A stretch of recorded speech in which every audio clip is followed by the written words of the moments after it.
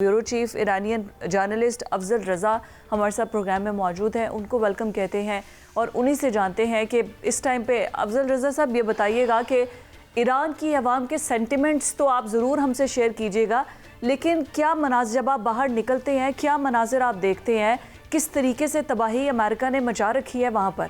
देखें, बिस्मिल्लाहिर्रहमानिर्रहीम। आज कुछ ही घंटों पहले ईरान के शहर हमदान में वहाँ पे कुछ सिविलियन अनफॉर्चुनेट की शहादतें हुई थी कंटिन्यूसली दुश्मन के बम्बारमेंट में। तो जैसे ही उनके नमाज जनाजा अदा हो रही थी उसी टाइम भी बम्बारमेंट एक बार फिर वहाँ पे हुई। तो ये मनाजिर तो टीवी में भी है कि वो लाइव प्रोग्राम चल रहा था, बम्बारमेंट भी हुई और लोग अभी भी कमिटेड थे कि शहादा से अलविदा करने और प्रोग्राम बड़े अपने ही शेड्यूल के मुताबिक चले। और ऐसी ही सिचुएशन इस वक्त तेहरान में भी है। आपने गुज़श्ता रात आई डोंट नो आपने ईरानी मीडिया में देखे होंगे कि बम्बारमेंट के बावजूद मसाजिद में इबादत जारी रहे हैं, लोग अपनी मामूलात ज़िंदगी को जारी और सारी रखे हुए हैं। इसमें कोई शक नहीं कि दुश्मन अपने उस सो कॉल्ड अचीवमेंट में तो ज़ाहिर नाकाम तो रहा है, लेकिन अनफॉर्चुनेटली मुख्तलिफ शहरों में न सिर्फ सिविलियन इंफ्रास्ट्रक्चर बल्कि अभी भी कंटिन्यूसली स्कूल्स, हॉस्पिटल्स और सिविलियन पॉपुलेशन को टारगेट कर रहा है। किसी भी माशरे में, किसी भी मुल्क में हुकूमत से, निज़ाम से इख्तलाफ राय रखने वाले तबके मौजूद हैं, जिस तरह ईरान में भी मौजूद हैं, पाकिस्तान में, दूसरे ममालिक में भी। और आपने देखा जनवरी में भी ये मुखालिफ तबके बाहर आए थे अपने पुरअमन मुजाहरों के लिए, लेकिन अनफॉर्चुनेटली दुनिया ने ये देख लिया कि किस तरह अमेरिका और इजराइल ने इस पुरअमन मुजाहरों को हाईजैक करने की कोशिश की। सैकड़ों लोगों की जानें भी गई, खुसूसन दहशतगर्द भी मारे गए। लेकिन जब बात ममलिकत के डिफेंड सॉवरेनिटी पे आ जाए, वतन के दिफा पर आ जाए, तो उस वक्त ईरानी कौम एक रेजिलियंस कौम है। वो इससे पहले भी 8 साल मुसल्लत शुदा जंग को बड़े सरबुलंदी के साथ ये उन्होंने चैलेंज अबूर किया है और गुज़श्ता 40-45 साल से एक तरफा पाबंदियों का शिकार भी है, जिनके खिलाफ जंग भी कर रही है ईरानी कौम। और इस आपने 12 रोज़ा जंग में भी देखा 2025 में, गुज़श्ता साल के दुश्मन का यह ख्याल था मिलिट्री क़ियादत को टारगेट करने के बाद इनके ऊपर कोई स्ट्रेटजी नहीं होगी रिटेलिएशन करने के लिए। इस वक्त भी यही सूरत हाल थी। दुश्मन ये सोचकर जारहियत का मुर्तकिब हुआ कि अगर हम सुप्रीम लीडर को शहीद करेंगे, इनके टॉप मिलिट्री क़ियादत को फिर से शहीद करेंगे, तो ना तो सिर्फ रिटेलिएशन नहीं आएंगे बल्कि वो जो सो कॉल्ड अपोजिशन है या मुखालिफ तबके है वो बाहर निकलेंगे सड़कों के, उनको बाहर निकलवाएंगे और ये नाम नहाद रजीम चेंज के लिए फजा फराहम की जाएगी। लेकिन अनफॉर्चुनेटली दुश्मन ने जारहियत तो की, बिल्कुल सब लेकिन उलट हो गया उसके बाद। आपके बिल्कुल ठीक है। मुझे बस एक बात का जवाब दे दें कि अभी ईरानी फोर्सेस या पासदारान इनकलाब या सुप्रीम लीडर जो भी है वो जिस तरीके से नेबर कंट्रीज़ पर अटैक कर रहे हैं, और ख़ास तौर पर दुबई क्यों, यूएई क्यों, सऊदीया में कम अटैक हो रहे हैं, कुवैत में भी हुए हैं, बाकी ओमान वगैरह में भी हुए हैं, दुबई से क्या कोई ख़ास मतलब कोई वजह है, या ईरानी अवाम के सेंटिमेंट्स भी क्या दुबई के ख़िलाफ़ हैं? कुछ इस बारे में भी बताइए। जब दुबई तो यूएई का एक तिजारती और एक पोर्ट हब है समंदरी। इसके बावजूद कि ईरानी सदर ने गुज़श्ता हफ्ते अपने मैसेज में उन्होंने किया था क्लियर कि हम अपने बरादर हमसाया इस्लामी ममालिक के साथ कोई जंग नहीं चाहते और ना ही हम कोई अज़ाइम रखते हैं, लेकिन आपने देखा अनफॉर्चुनेटली बदकिस्मती से एक बार फिर हमसाया ममालिक सरजमीन को ईरान के खिलाफ इस्तेमाल की गई। बिलखुसूस day before yesterday there was aggression by the US using the soil of the UAE. देखें, अगर आप डिनाई करते हैं तो इससे कोई मसला हल नहीं होगा। ईरानी फॉरेन मिनिस्टर ने बड़ी क्लियर ही उन्होंने कहा है कि सिक्योरिटी एजेंसीज ने ये ट्रेस किया है, ये जो रॉकेट्स और जो मिसाइल ईरान के वो एक की جزیرے پر خار پر جو کی گئی یہ ٹارگٹ، یہ بالکل اسی دبئی مضافات کے ایریا UAE کے سرزمین پہ استعمال کی گئی ہے. انتظار نہ کریں. رہے ہیں نا ایگزیکٹلی یہی بٹ صاحب یہی چیزیں یہی باتیں آئی گیس آپ ہمارے ناظرین کو ویورز کو بتاتے رہے ہیں کہ ایرانین قوم میں کتنی ریزیلینس ہے اور وہ اکٹھے ہیں اس معاملے پر.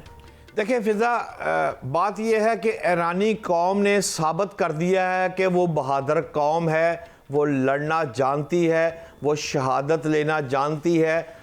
پاکستان نے اگر بھارت کو شکست دی تھی تو جذبہ شہادت سے دیجیے. جنگیں جو ہے نا وہ یہ اختیاروں سے نہیں لڑی جاتی، جذبہ ایمان سے لڑی جاتی ہیں. آپ میں طاقت کتنی ہے. لیکن چونکہ میرے ساتھ ارنا کے بیورو چیف ہے افضل رضا بھائی. افضل رضا بھائی، چونکہ میں بھی اس چینل میں اینکر کے ساتھ بیورو چیف ہی ہوں اور آپ بھی ماشاءاللہ میرے ہم منصب ہیں، لہٰذا مجھے بڑی خوشی ہو رہی ہے آپ سے بات کرتے ہوئے. چھوٹے شاگرد ہوں سر. ارے نہیں، آپ شاگرد نہیں، ہمارے استادوں میں سے ہیں. لیکن میں یہ چاہ رہا ہوں کیونکہ مجھے سمجھ آ گئی ہے کہ آپ کا ویژن کیا ہوگا ایز اے بیورو چیف.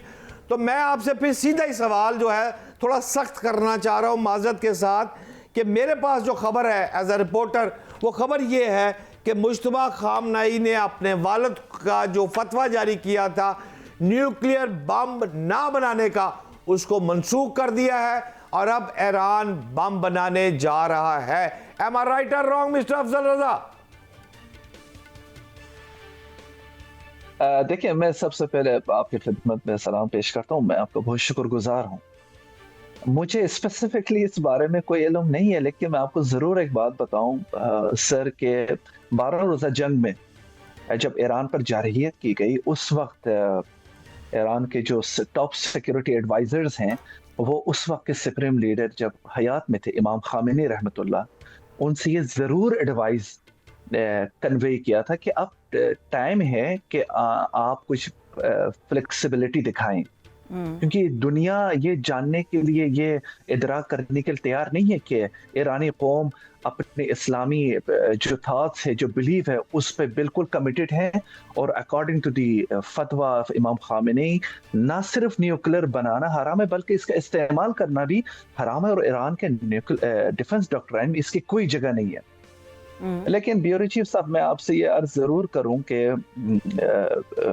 12 روزہ جنگ کے بعد اس وقت ٹاپ سیکیورٹی آفیسر علی لاریجانی ہیں اور سپاہ پاسداران کے جو سیکیورٹی جو اسٹرانگ کوارٹرز ہیں، انہوں نے یہ وارننگ دی تھی کہ اگر اس دفعہ ایران پر آپ نے کوئی جارحیت کرنے کی کوشش کی، ایران کے ڈیٹرنس کو چیلنج کرنے کی کوشش کی، پھر ایران کے پاس کوئی چارہ نہیں ہے اپنے ڈیفنس ڈاکٹرائن میں ریکنسیڈریشن کرنا.